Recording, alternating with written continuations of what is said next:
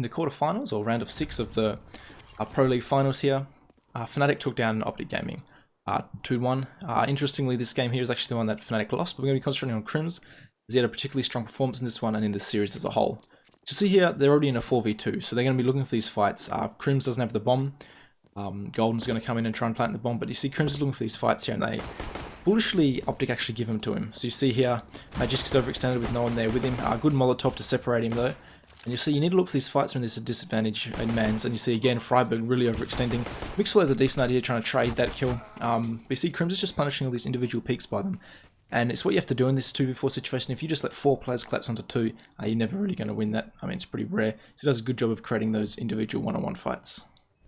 So around here, Crims just gets himself in a really strong half plant positioning in a 3v3.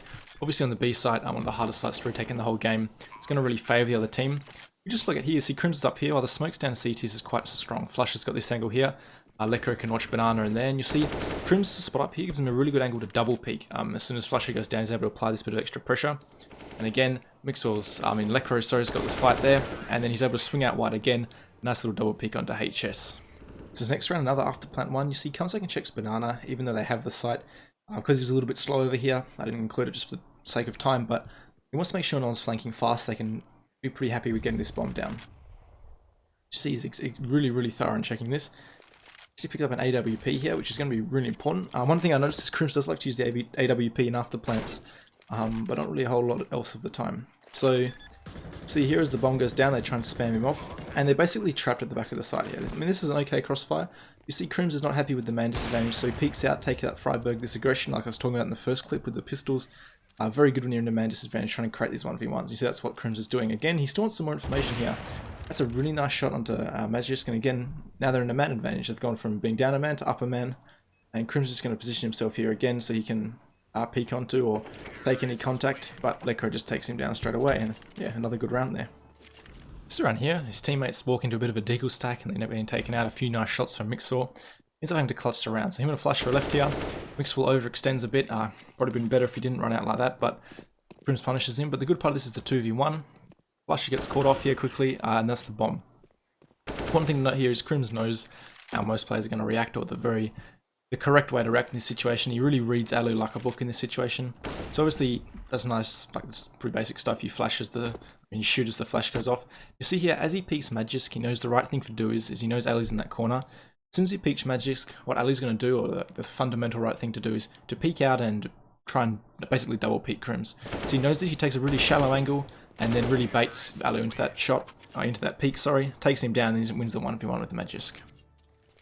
Again here, Crims is going to be the support man. Chucks his smoke off, just pretty standard smoke. I believe it's towards the balcony.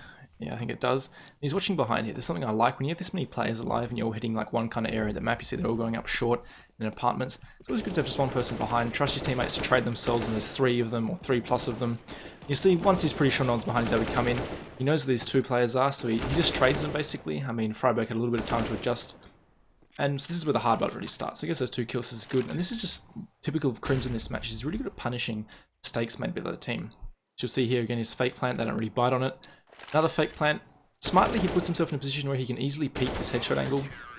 Punishes Magisk peeking off early. Alu was in a decent position to trade, and Crims could have easily won that 1v1 fight, but in this case, he just doesn't. This round here, we're going to see just more fundamental CS from Crims, something he's very good at. Takes the CZ into a spot that's going to be very powerful, which is into apartments. Catches HS just peeking in, gets pretty good with the timing, and he's able to just put themselves in a 5v3. I think Golden also got a kill. And they're going to capitalize on this. You'll see he's just clearing out these angles. He's not overextending or anything. They don't need to. Just making sure no one's pushing onto him, as the CTs often will do that in a 5v3. See, as the take comes in, he smokes himself off again to come out balcony. Crims is often the player that comes out balcony. And obviously it's always good to have at least one player come out of this position, because you really want the CTs to be able to cover as many angles as possible, no matter how many of them there is alive.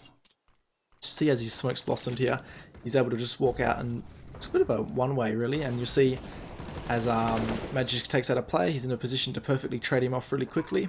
And that's the importance of having this one player come at apps, as it's just another angle and another spot that CTs have to worry about. And this is why I think if you have enough players alive, you should always have at least one player coming out this apartment's position. In this round here, Crims was forced to take a little bit more aggression against the pistols here, as his teammates start going down to HS. The only rifle Optic actually have here, they say, from the previous round. As his teammate goes out, he's like, okay, I need to get some information what they've stacked or what they're doing behind this pistol by He obviously knows this because they won 2 rounds in a row. He manages to find Mixor rotating. You see, once he gets his pick, he's not scared to push off. He knows, okay, I need to secure this round of a man disadvantage. See if they've got a pick. And luckily for him, Freiberg's on the arch side, and there's no one here on site. No one was in pit to shoot him in the back. This is a necessary risk in this round. You see, he uses his utility to make sure no one's going to push through early. You don't want them trying to retake the side as your teammates coming in. Obviously, they're taking the safe route here. And then as JW comes in, you know, a good time flashed. He flashed himself, but good flash and a peek to make sure JW doesn't get picked when he's vulnerable jumping out the apartments. Again here, the smoke starts to fade. Still wants to make sure no one's there, so he's going to chuck a Molotov in that little corner there. While this is all going on, Lekro's positioned himself quite nicely.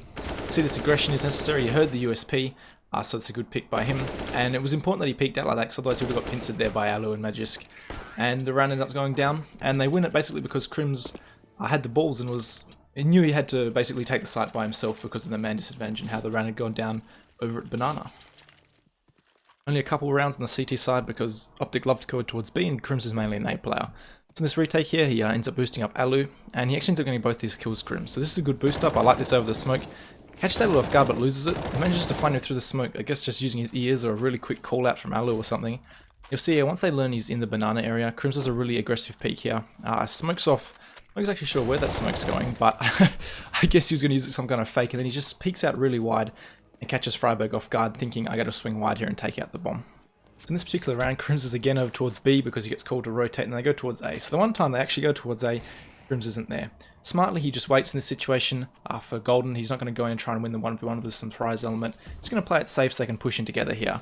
So you'll see here, as this goes off, I like this double flash. I like the low flash and then the high flash in the air. They both swing out together, and there's basically nothing Mixor can do, especially with the AWP. It's going to be very hard, and Golden takes him down. It's just that pushing together really locks the round down. So that's it for Crims in the round of 6 here. I'm probably going to do the same thing for a grand final. I apologize about the clip, it's really bad, the demo system. But yeah, if you want to see anyone from the grand final on a particular map, let me know about it in the comments. Subscribe if you haven't already, and I'll catch you guys in the next one.